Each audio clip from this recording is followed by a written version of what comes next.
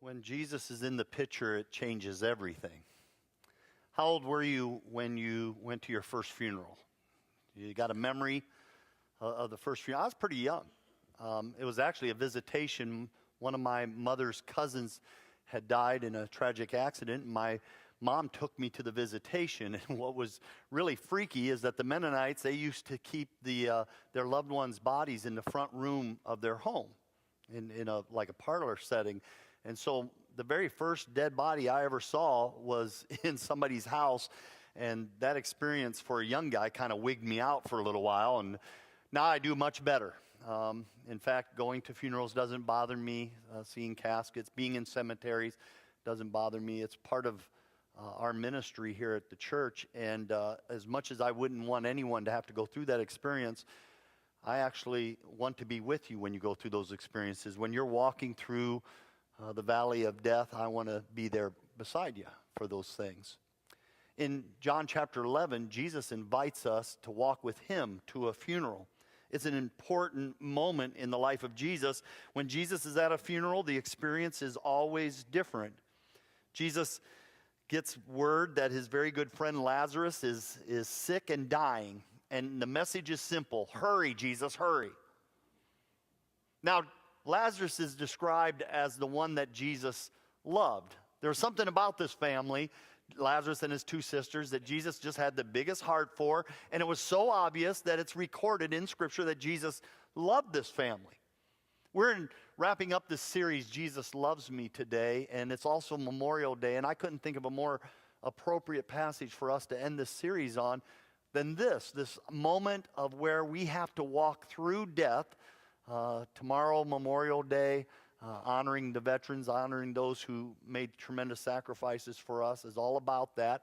Many of you will find yourself maybe in a cemetery sometime this weekend. You know that it's Memorial Day weekend. Your mind is being carried back to a loved one that's no longer with you. We really needed this moment and this experience with Lazarus. After all, Jesus loved Lazarus, and when you're recorded as loving someone, if all of a sudden your loved one says, "Come to my house, hurry," you rush. You don't put things off. You don't waste time. You get there as fast as you can. That's not what Jesus is going to do. In fact, Jesus is going to do just the opposite. Jesus waits another 2 days before he starts heading toward Lazarus. Don't think that Jesus is so busy he can't get there. Don't think for a moment that Jesus can't catch a flight out. That's not the case. He could be with Lazarus if he wanted to.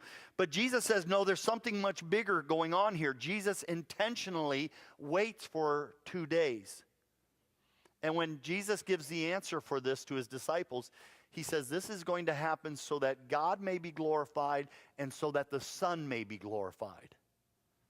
And Jesus is talking about himself. There's something different about a Christian funeral. We all know that. But in those moments of even a Christian's death, there's something about God and Jesus getting the glory of that moment. So that's what's going on in the background, but oh man, there's a lot in the foreground that's taking place too. We're in John chapter 11, starting with verse 17. When Jesus got to Bethany, he found that Lazarus had already been in the tomb 4 days. Now remember that. It's going to mention that again. That's an important part of this story, but just hang on to it. Bethany was only about 2 miles from Jerusalem, and many people had come from the city to comfort Martha and Mary because their brother had died. Now you have the three characters in this story. Verse 20. When Martha heard that Jesus had arrived, she went out to meet him. Oh no, not Mary. Mary stayed in the house. And Martha said to Jesus, "Lord, if only you had been here, if only you had been here, my brother would not have died." Now, let me stop here for a moment and tell you that if you're reading between the lines, these two sisters right now, they have a little bit of attitude with Jesus. All right? This is Mary, she doesn't even come out of the house. Now, this is the same Mary that anytime Jesus was even close, she wanted to be right there beside him. But in her mind, Jesus is late. And she does not, she's got a little attitude. Where you been, Jesus? You know, Mr. 4 days late, where you been? You know, oh, no. Don't give him any funeral food. There's no plate for Jesus today. You know, and if you're hearing her, it's almost like she's saying to Jesus, "You know I'm mad at you, right, Jesus? Oh, come on. We've all known somebody who've had to say goodbye to a loved one, and it's their heart, it's their broken heart that is screaming out in moments like this. It's not something that really they want to say or that they're trying to communicate, but they're just so brokenhearted they're not doing well. And I love it that in this story, Jesus does not confront either of these sisters. Martha isn't any better, by the way. She's stuck in what I call the if-onlys. If only you had been here. You ever been trapped in an if only? If only I hadn't stayed up all night and played video games instead of studying for the final exam. If only I had a different job. If only I had different parents. If only I could go back and do things differently. If only I hadn't married a preacher. Sorry, Bonnie. Just, the if-onlys that can come into our life. Jesus wasn't there when Lazarus died. The sisters begged him to come, but Jesus didn't come.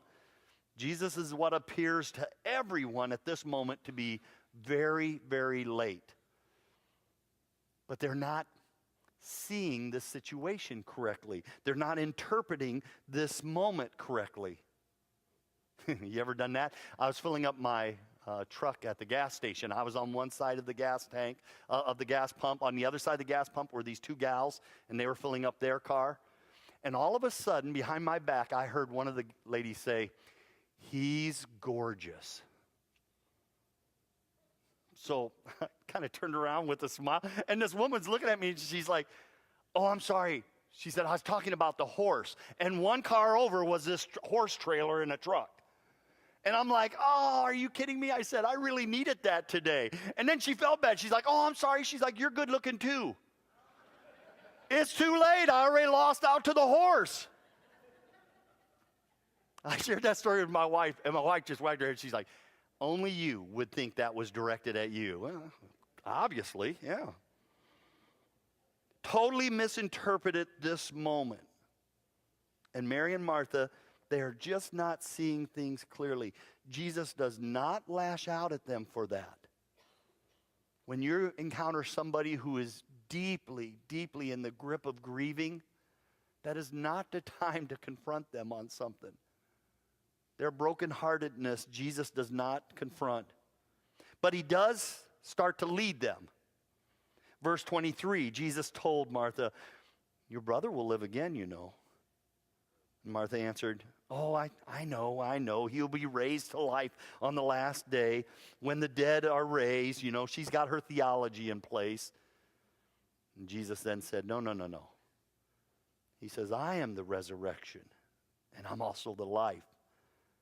Everyone who believes in me will live. Even if they die, they're going to live. And everyone who lives because of faith in me will never really die." Do you believe this? Jesus asked. Man, I may start posing that question at funerals from now on. Is that the most powerful little question? I'm the resurrection, Jesus said. Do you believe this? This could change every funeral I ever go to if I could just answer this question, yes, I believe it. It could change whatever heartbreak you might have today for your loved one if you could just answer that question with, yes, I believe this. This changes everything. And by the way, if I'm reading this passage correctly, resurrection is not an event that I thought it was as much as it's a person. You can know resurrection today if you want, by just being connected to Jesus Christ. Well, Jesus gets to the cemetery. In verse 35, it says, Jesus wept. That's the shortest verse in the Bible. Charles Spurgeon said that this verse is not just read, it's felt. Jesus weeping. Why is he weeping? He already told the disciples he's going to raise Jesus from the dead, so he cannot be weeping for Lazarus. Most scholars believe that for just a few moments, Jesus allowed himself to feel what it felt like to lose somebody. He allowed himself to feel the emotions of Mary and Martha, and the minute that emotion came on him, he loses it. He wasn't trying to be strong for someone, guys. He wasn't trying to hold it all together. He just let it go. And he wept. And the people there even said, see how much he loved Lazarus?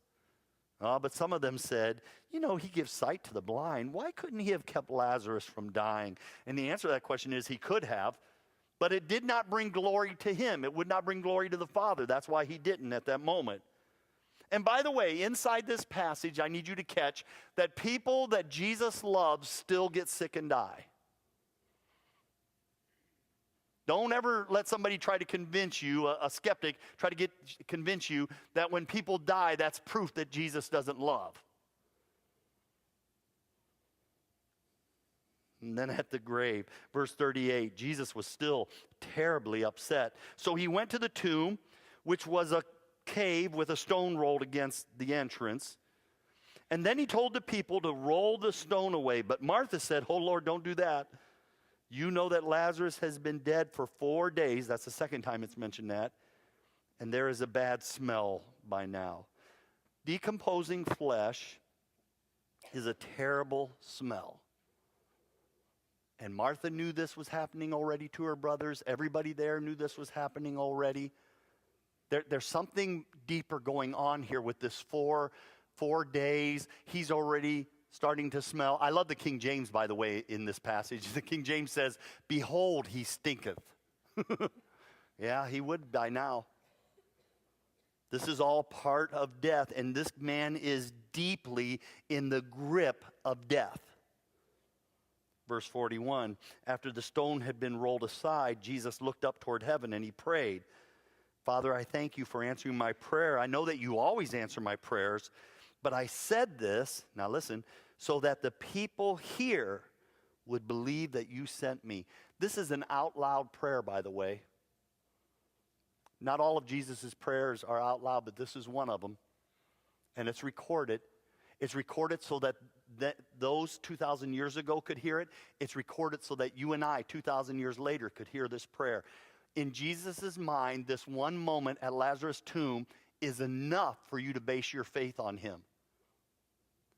Just this moment is all you need. It's great when you add all the moments together because it totally tips the scale completely. But you don't need all those other stories. All you need to do is believe this story, and there's enough here for you to hang your faith on. Jesus says if they see this, they're going to believe in me. They have all that they need. Verse 43, when Jesus had finished praying, he shouted, Lazarus, come forth. And the man who had been dead came out of the tomb. His hands, his feet were wrapped with strips of burial clothes still. There's even a cloth still over his face. And then Jesus told the people, untie him and let him go. That's amazing. They just watched a dead man come out of the tomb, and they are so captivated. They are so caught off guard. They are so at shock that nobody moves a muscle. And here's this poor guy who's still all wrapped in his, by the way, here's your first mummy in the Bible. There he is. Came out all wrapped in grave clothes. And nobody moves. The shock is so intense, nobody steps forward. And Jesus has to tell, go untie him. He's alive. He's back. Go let him loose now. It's this amazing moment. But can I go back for a moment to that 4-day thing? Some scholars believe that the 4-day thing represents a deep belief in ancient Hebrew where the Hebrews believed the soul hung around a dead body for about 3 days before it went to glory. And so the fact that we're at 4 days means you can't even bring the soul back. I don't know, maybe. Let me tell you what I see here. When the 12-year-old little girl died and Jesus brought her back to life, she had just died. No decomposing. When Jesus brought the widow's son back to life, he had just died. No decomposing. This was not going to be a parlor trick. This wasn't going to be something that any other religious leader has ever even been able to fake to do. This was way beyond anything you've ever known before in your life. And those who were there were so convinced that it was so late, that Jesus was way too late to do anything about it. Jesus shocks the world by bringing a dead body back to life that's 4 days old. It would have been such a shock to everyone. They couldn't even begin to put their minds around it. And this whole story kind of starts with Mary and Martha, who were irritated with Jesus. In their mind, what they needed Jesus to do was to resuscitate their brother. And what Jesus wanted to do was resurrection. And sometimes when you and I are standing at the bedside of someone who is dying, we want Jesus to resuscitate when what Jesus wants is resurrection. It's a huge difference. Jesus is on a totally different plane sometimes than where our minds and our hearts are at. What's way more important to him is to see a person come back to life. And then I'm sitting here and my heart goes out to poor Lazarus. Lazarus was in heaven and he was ripped from it. I mean, you know, you're probably sitting there going, oh, it's poor Lazarus, he died. You know, what? For a believer? Oh, it's so sad that Lazarus is enjoying heaven now. Really? Is it really that sad when a Christian dies? And then to be told, Lazarus, we need you to go back. What? Yeah, Jesus needs you. What? If that were me, let me tell you, one day I'm going to die. And it would be nice if some of you pretended to be sad. That'd be nice. And after I'm gone, don't anybody pray me back. You understand that? Don't let my family do it. Don't let my kids, don't let anybody bring me back. Because I cannot imagine being in Lazarus' shoes. And have someone come up to me and say, hey, Ron, we know you're enjoying heaven, but we need you to go back. What? Go back where? To Lincoln, Illinois. No, really? You know, yeah, we want you to go back. All right, I'll go back to Hawaii. I'll go back to Florida. You know, no, Lincoln. That's where we want you back. And that's what happened to Lazarus. He was in heaven, enjoying heaven, but Jesus needed him to come back for this moment of incredible testimony. By the way, do you know what happens later on to Lazarus? He'll die again, but before that, the authorities who were trying to kill Jesus start turning their attention toward Lazarus. They got to kill Lazarus now. There's a plot in chapter 12 of John to kill Lazarus. Why? Because this story, this testimony is going all over the place, and people are just believing in Jesus in large numbers. And they start plotting to kill him. Now, put yourself in Lazarus' mind. If they come at you and they say they're going to kill you, does that threaten you anymore after you've had this experience? Don't you kind of laugh and giggle at them? Hey, Lazarus, we're going to kill you. Go ahead. It's been done before. It's not a big deal, you know. No, I mean, we're gonna take your life. Let's move on with it. Let's do it. You know, he's got no fear anymore of death because he's been through that experience. Death is not the final word. Jesus has the final word, and the final word in our life is come forth. This is, by the way, coming attractions. You know when you go to a movie and you see coming attractions of a movie? So they're trying to get you excited about what's still to come. The story of Lazarus in our Bible is our coming attraction. This is what happens to us one day. Here we are on Memorial Day weekend. And some of you will find yourself in a cemetery remembering someone. You know, if you want to cry, it's okay. Jesus cried in a cemetery. If you want to grieve a little bit, it's okay to grieve. But don't get caught in the grip of grief as if you don't know the rest of the story. We know the rest of the story. One day we hear those words, come forth. There's a song titled Finally Home. Just think about stepping on shore and finding it heaven. Or of touching a hand and finding that it's God's. Of breathing new air and finding that it's celestial. Of waking up in glory and finding that it's home.